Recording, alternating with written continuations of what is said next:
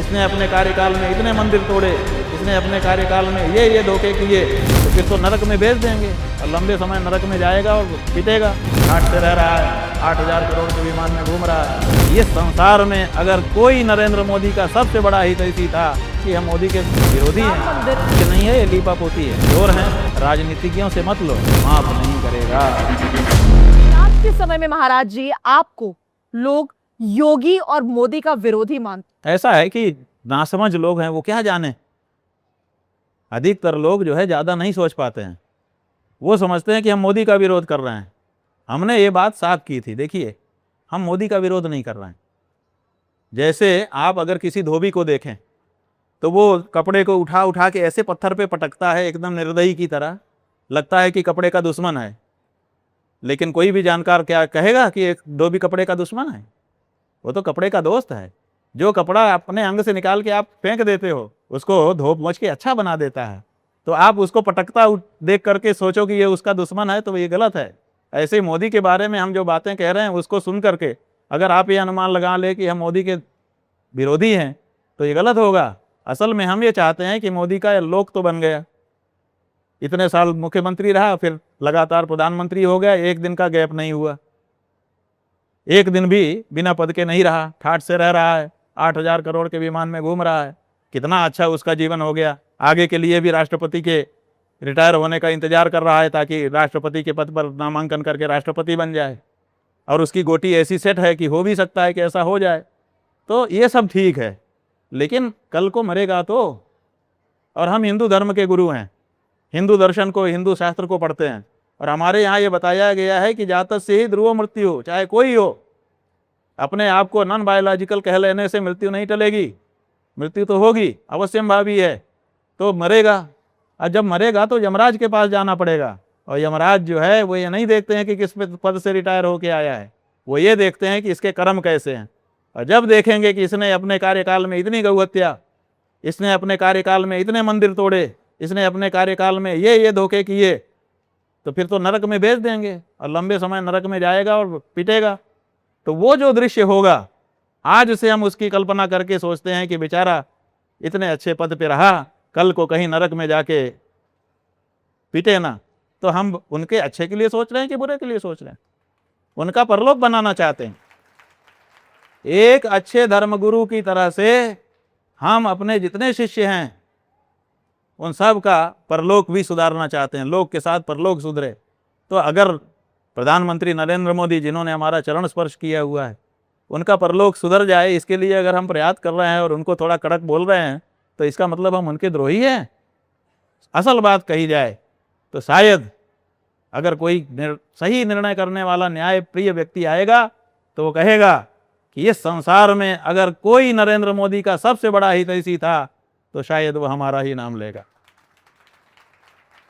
क्योंकि सब लोग उनका फायदा उठा रहे हैं, उनसे पाप करवा रहे हैं और खुद जो है जीत जीत करके पदों पे बैठ रहे हैं। हम एक हैं कि उनके परलोक की चिंता कर रहे हैं, कोई उनके परलोक की चिंता नहीं कर रहा है। आज आखिरत का दिन तो सबका आता है ना बेटा, तो उनको इस बारे में क्या सोचना चाहिए कि नहीं सोचना चाहिए, ये बात है। तो इसलिए हम तो उनके हितैषी हैं। चंदा चोरी विवाद पर अभी इस समय जांच चल रही है, और इस जांच का आप भविष्य क्या देखते हैं? इस जांच का कोई भविष्य नहीं है, ये लीपापोती है। और लीपापोती के रूप में आगे चल करके एक तो अलबत्ता इसका कुछ भी निर्णय आएगा नहीं, और अगर आया भी तो लीपापोती जैसा ही होगा।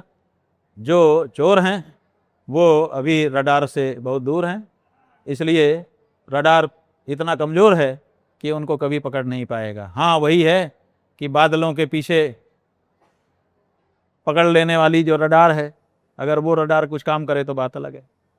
क्या राम भक्त इस धोखे को माफ कर पाएगा? राम भक्त, असली राम भक्त होगा तो कभी नहीं माफ करेगा, और नकली राम भक्त होगा तो उसके बारे में हम कुछ कह नहीं सकते। वंचक भगत कहाई राम के, कंचन किंकन कोह काम के। तो बहुत सारे वंचक भगत है राम के, वंचक भक्तों की बात हम नहीं कर रहे हैं, लेकिन जो असली राम भक्त होगा वो अपने भगवान के खजाने की चोरी को कभी माफ नहीं करेगा। बीते दिनों में अयोध्या गई थी महाराज जी, और अयोध्या में रौनक नहीं थी। जहां 2-2 घंटे राम मंदिर में अंदर जाने में, दर्शन करने के लिए लगा करते थे, वो एकदम सूना पड़ा था। हमारे पास तस्वीरें हैं, लोग बोल नहीं रहे हैं, सड़कें खाली पड़ी हैं, सूनी पड़ी हैं, श्रद्धालु नहीं पहुंच रहे हैं, पर्यटक नहीं पहुंच रहे हैं। कब लौटेगा विश्वास आकर? इतना बड़ा प्रकरण हो गया। ये विश्वास कैसे लौटेगा आप बताइए। विश्वास बहाली के लिए किया क्या जा रहा है? विश्वास बहाली के लिए अगर कुछ उपाय किए जा रहे हों तो ये सब हो सकता है, ऐसा तो कुछ हो नहीं रहा। देखिए सच बात यह है कि चोरी होनी नहीं चाहिए थी, हो भी गई थी तो तत्काल चोरों को पकड़ करके दंडित किया जाना चाहिए था और परिसर को स्पष्ट किया जाना चाहिए था।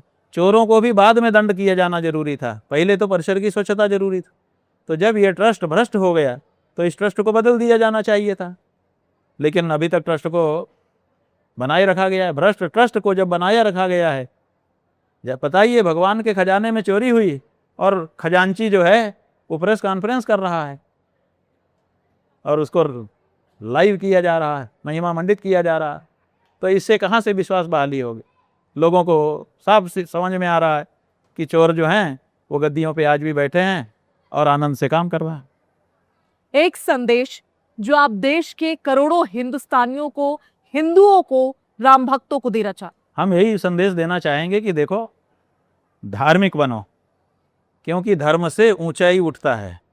अधर्म और धर्म की खासियत क्या है? अधर्म और धर्म की खासियत यह है कि अधर्म हमको नीचा गिराता है और धर्म हमको ऊंचा उठाता है, आत्मिक रूप से मोरल हमारा हाई करता है।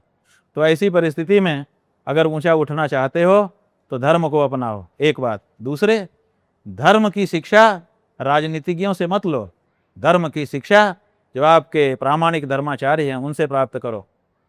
अगर राजनीतिज्ञों से धर्म की शिक्षा लोगे तो वो नकली शिक्षा दे करके आपका लोक परलोक दोनों खराब करेंगे।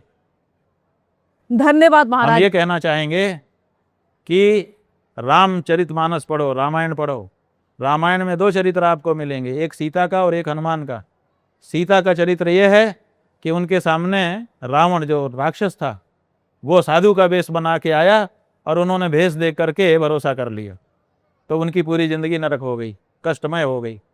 और हनुमान जी के सामने एक राक्षस था कालनेमी, वो भी साधु का वेश बना के आया, लेकिन उन्होंने केवल भेष देख करके भरोसा नहीं किया, उसके आचरण की भी परीक्षा की।